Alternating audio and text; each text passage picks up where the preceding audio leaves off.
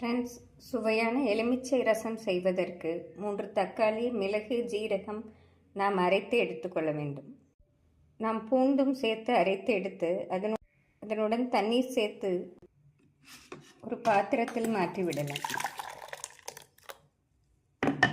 இதனுடன் 1 ஸ்பூன் மஞ்சள் பொடி, 1 ஸ்பூன் ரசப்பொடி நாம் சேர்த்து விடலாம். நாம் நன்றாக மிக்ஸ் செய்து இதை தாளித்து விடலாம். நாம் கடாயில் 1 ஸ்பூன் எண்ணெய் ஊற்றிக்கொள்ளலாம். நாம் கடுகு, உளுந்து, ஜீரகம், வெந்தயம் போட்டு பொரியவும் பெருங்காயத்தூள் போட வேண்டும். பின் காய்ந்த மிளகாய் 2 சேர்க்க வேண்டும். நாம் கறிவேப்பிலை சேர்த்து விடலாம். ஃப்ரெண்ட்ஸ், இப்பொழுது நாம் கரைத்து வைத்துள்ள தக்காளி மிக்ஸை இதில் ஊற்றி விடலாம்.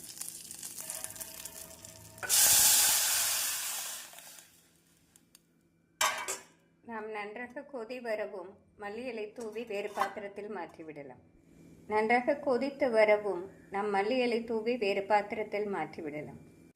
நாம் ரசம் ஊற்றும் பாத்திரத்தில் எலுமிச்சை சாறை விட்டுவிடலாம். நாம் ரசம் ஊற்றும் பாத்திரத்தில் எலுமிச்சை சாறை ஊற்றிவிடலாம்.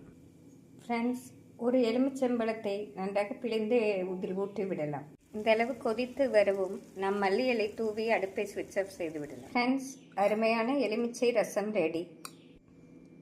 இதை நாம் பருப்பு சாதத்துடன் சாப்பிட்டாலும் அருமையாக இருக்கும். வெறும் இந்த லெமன் ரசம் நாம் பொட்டேட்டோ ஃப்ரை வைத்து சாப்பிட்டாலும் மிக சுவையாக இருக்கும்.